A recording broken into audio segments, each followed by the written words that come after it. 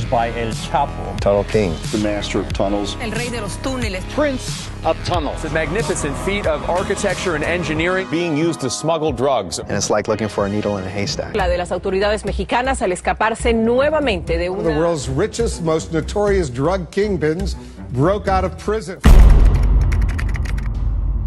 In the history of the greatest escapes, there are many names we have heard, but El Chapo was the only mastermind who became a danger not only to law enforcement, but to everyone who came his way. But this time the clutches are a lot tighter around him. Will he pay his life sentence? Or can he ever escape again? This is Joaquín Archivaldo Guzmán Loera, also famous by his other name, El Chapo, back in 1957 in La Tuna, Sinaloa, Mexico. This legend of a man was born in a struggling family. He stands at 5 feet 6 inches, but don't go to his height because this man grew to be the biggest drug lord in history. His father, a farmer involved in the marijuana trade, taught Chapo about cultivation. Despite facing abuse, Chapo had ambitions for power. This was the opium era, and his family was deeply involved in this business. He began by helping his mother and delivering lunch to his brothers before working in the poppy fields, where the trade promised significant earnings.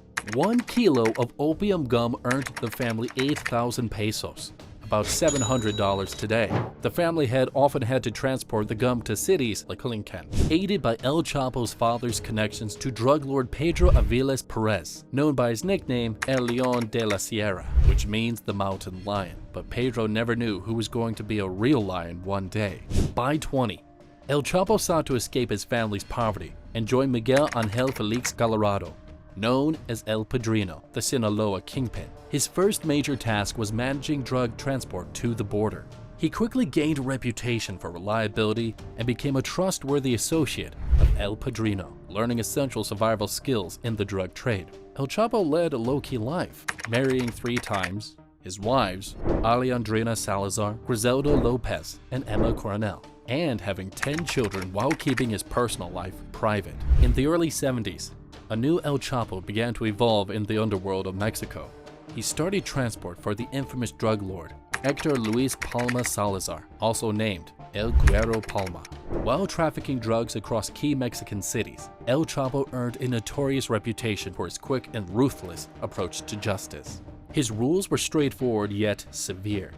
If you didn't deliver on time, you could expect a bullet in your head. His strict control created an atmosphere of both loyalty and fear. In the 1980s, El Chapo turned his attention to a new target, from where his real challenges began. Little did he know that his target would make his life a living hell. He started trafficking drugs over the US-Mexico border, using clever and dangerous tactics.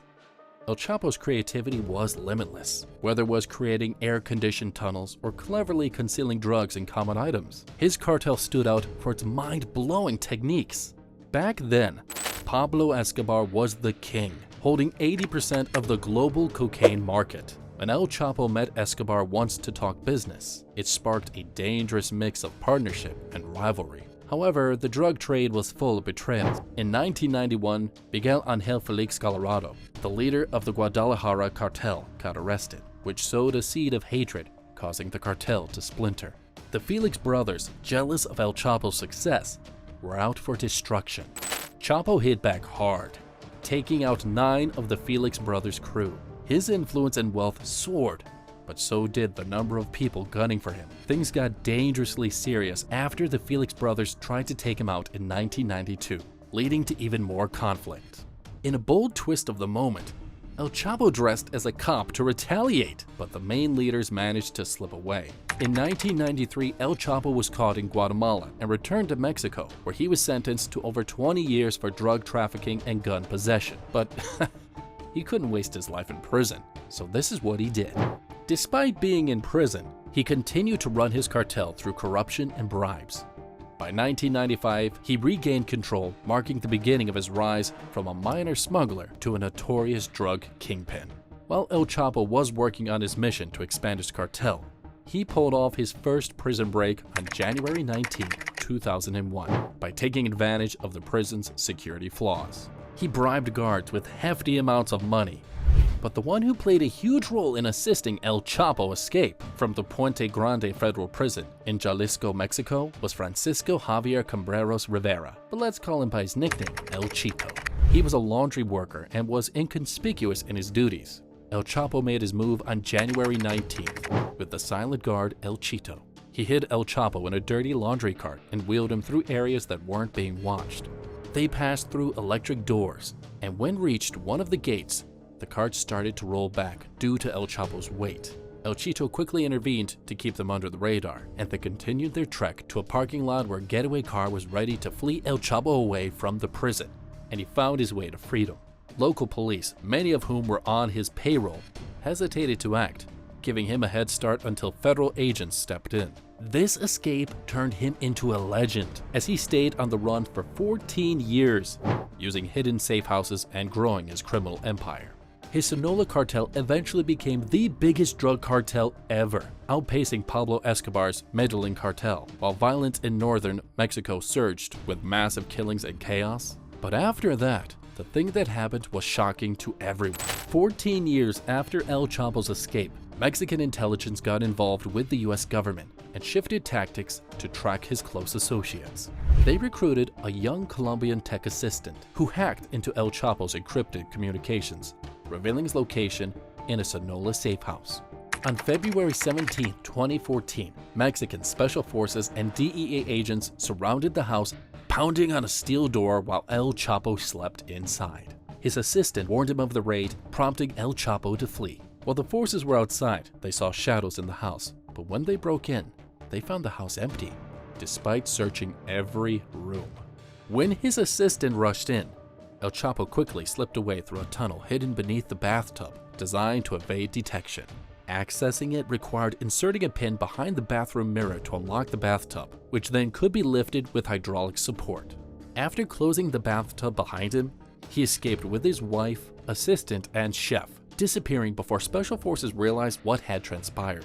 Instead of retreating to a usual hideout, he chose to blend in at the touristy coastal city of Mazatlan. However, he was unaware that his communication network was compromised, and the next thing that happened, he never would have thought of it. He was being tracked. El Chapo was arrested on February 22, 2014, just 5 days after escaping a safe house. Mexican authorities and the American agency located him at the Miramar Hotel, where he was captured off guard, oblivious to the fact that his phone had been hacked. In 2014, after his second arrest, El Chapo was sent to Altiplano prison. Fearing extradition to the US, he plotted his escape with the help of his lawyer and wife, Emma Coronel. El Chapo illegally possessed a television, a tablet, and a GPS tracker, which helped his associate, Damaso Lopez, to make a plan of digging a tunnel from a nearby site, using a GPS hidden in El Chapo's watch to target the shower area of his cell. The tunnel included ventilation, lighting, and a custom rail cart built by over a dozen men who discreetly disposed of tons of dirt. Initially set for the 4th of July 2015, the escape was delayed and ultimately occurred on July 11, 2015, after 16 months in prison, leaving authorities humiliated and showing them the lengths of audacity his cartel could go. This surveillance footage from El Chapo's cell shows him watching a comedy series on his tablet to drown out the noise of his crew digging a tunnel. He paced, waiting for a signal. Then, at 8:10, he put on his shoes and headed to the shower area, the only spot not covered by cameras. He slipped into a tunnel and met his brother-in-law, who directed him to a cart. El Chapo sped through the tunnel to a brick building where a quad bike awaited. He escaped with a man while guards took 40 minutes to notice his absence, initially thinking he was hiding until they discovered the tunnel entrance. By the time alarms sounded, El Chapo was already far away. El Chapo hid in a truck trailer, which his crew sealed, and after 2 hours of hide-and-seek, El Chapo boarded a private jet to evade the Mexican Army and Navy. Pilots flew El Chapo from the Mexican city, San Juan del Rio, in Querétaro State, which is 168 kilometers from the jail, to his hideout of a mountain fortress in Sinaloa. His escape embarrassed Mexican authorities, who had recently celebrated his capture. Despite their efforts to find him, El Chapo continued to move between cities and visit gang spots, making it easier for authorities to track him down. Eventually, guards spotted him on a motorcycle, and he found his way to freedom once again, But it was not for far too long. And what happened next was nothing short of a nightmare. A massive manhunt ensued after El Chapo's brazen escape, raising suspicions of official complicity and posing a setback for President Enrique Pena Nieto, who had touted El Chapo's capture as a victory in the fight against drug cartels. American and Mexican forces launched Operation Black Swan, leading to El Chapo's recapture in January 8, 2016, in Los Mochis, Sinaloa, after a shootout. However, the stakes escalated when he was announced for extradition to the US on January 19, 2017. And later in the year on July 17th, he was convicted of drug trafficking and money laundering, receiving a life sentence plus 30 years. Initially, his location was kept secret, but after 2 days of post-sentencing, it was revealed he would be transferred to ADX Florence Supermax prison, deemed necessary to contain his influence.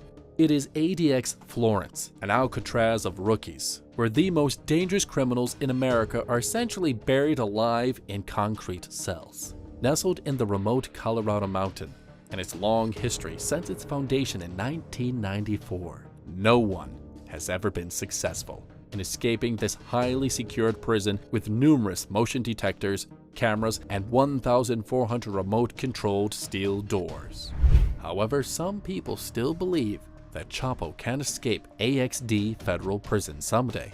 But what do you think El Chapo, the master of tunnel escapes, can pull this time? Let us know your thoughts in the comment section below. Subscribe to our channel, smash the bell icon, and be a part of our INFOMUNDO team. Thanks for watching the video.